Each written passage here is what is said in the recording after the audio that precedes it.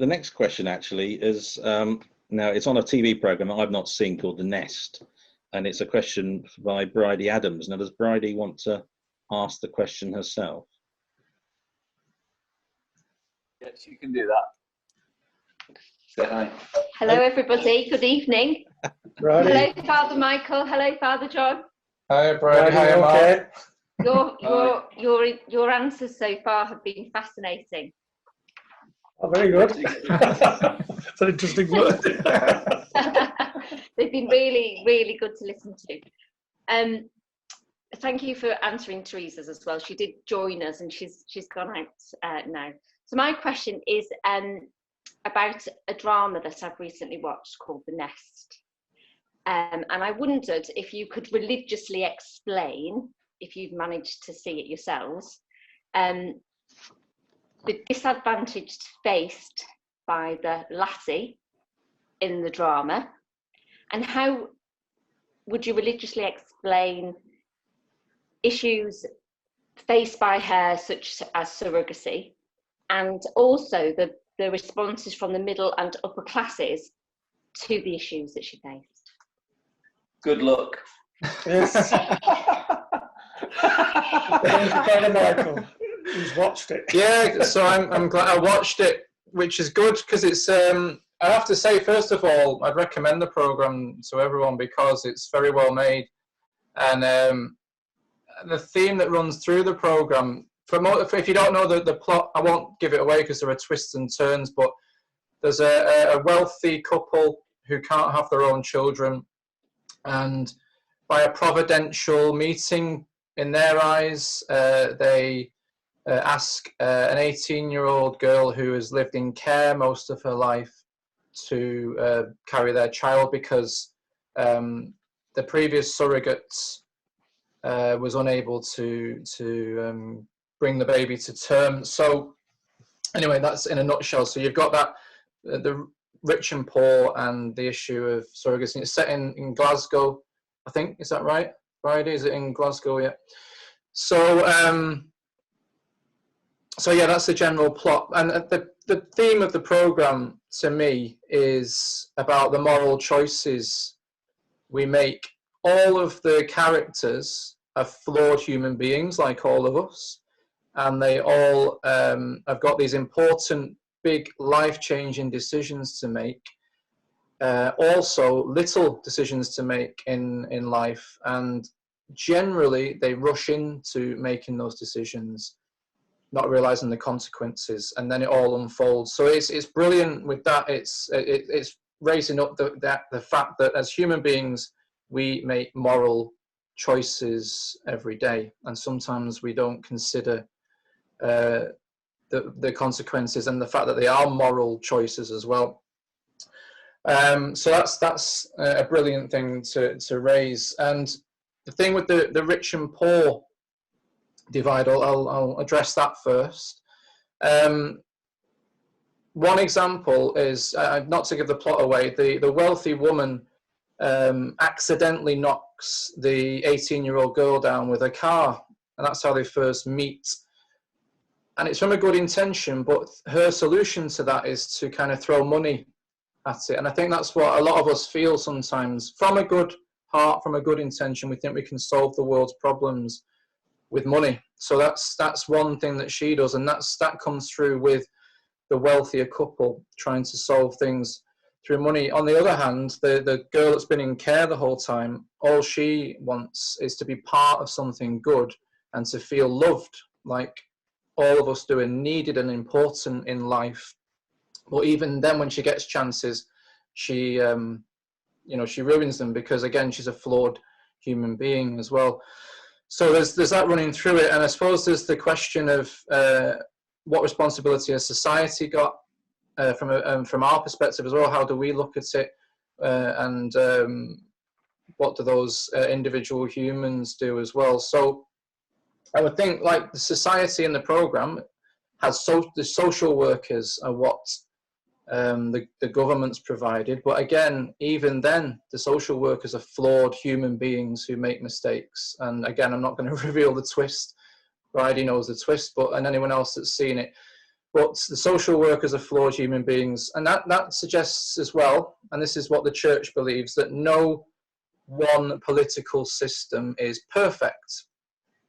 So we wouldn't endorse a political system, but we do exist to be prophets as Christians. That's our role. Prophet, not like predicting the future. That's not what a prophet is. A prophet is someone who speaks up on behalf of other people to point out the truth and justice. So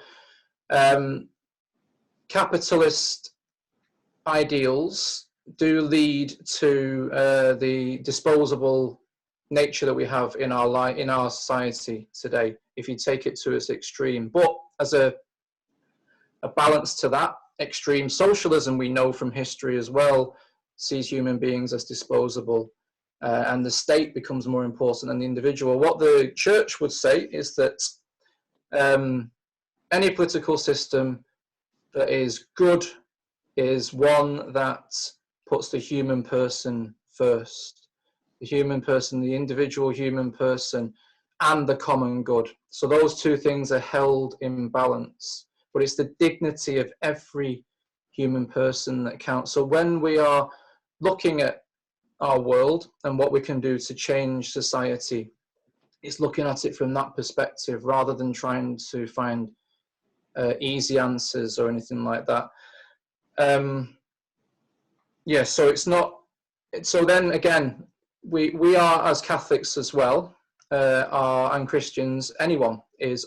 We have a duty to vote as well. So we do have to vote for one party or another, or even get involved in those political parties as well. But if you vote for a party or you work for a political party, you're not only there as a Christian to hold the opposition to account, you're also there to hold your own party to account. Again, to be a prophet, there to say when your own party may be going astray as well. So that's our role as Christians in the political life. It's not separate.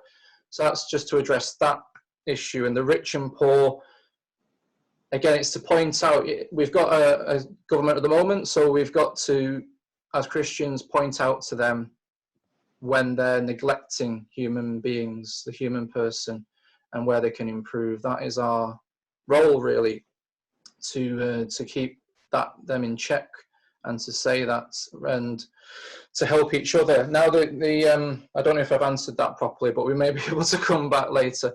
The surrogacy issue, and I always say this when we go into high school or the primary school or anywhere that I'm answering questions and talking about church teaching, it always begins with compassion and love. Every church teaching, it's not there to make people feel bad about themselves or to condemn anyone. But obviously with the issue that's in that program, the young girl, the 18-year-old girl, is in a sense being used, isn't she, by the wealthy couple, because they, again, with their moral choice, they've not weighed up the consequences and the potential difficulty.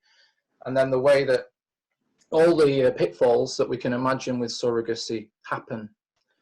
So that's one reason why the church would say we shouldn't advocate surrogacy, because there are human beings potentially being used, and it's a contract. And the most important, vulnerable human being is the one that's in the womb that has no choice about the matter. And I know I've got friends and other people that I know who have very great difficulty conceiving, and so I can try to understand how important it is, because after all, we do say that the fruits of a marriage should be children, and when that doesn't happen, it must be devastating for couples. But again, I was talking about before, the moral decisions in the TV show were all rushed and they didn't stop to think. I think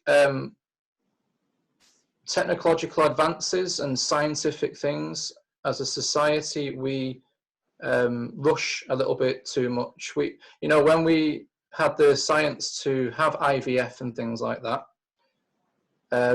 there's a phrase in my head, just because we can do something doesn't mean that we should.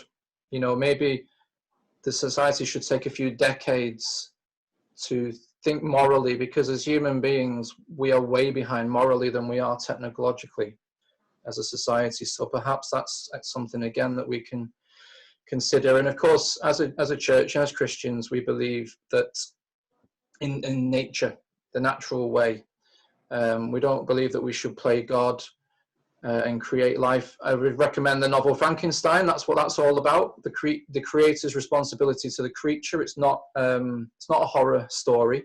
In the end, it's more about those issues. The creature is, rejected by his creator, and that's when he starts going off the rails.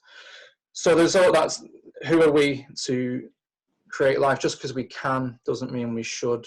And of course, sometimes some of those embryos who are potential human beings can be disposed of, so that's a big issue at the root of it as well. So that's what we would say about surrogacy and things like that, depending on the method of surrogacy and all that. We won't get into technical details, but that's where we stand. And I think the programme does highlight how complex an issue it is, and when you throw in the mix all the flaws and the sins that we bring as human beings, then it makes it even more complicated. So, but it's a brilliant program. I'm glad I watched it. Father John will have to watch it next week. Thanks, Bridie.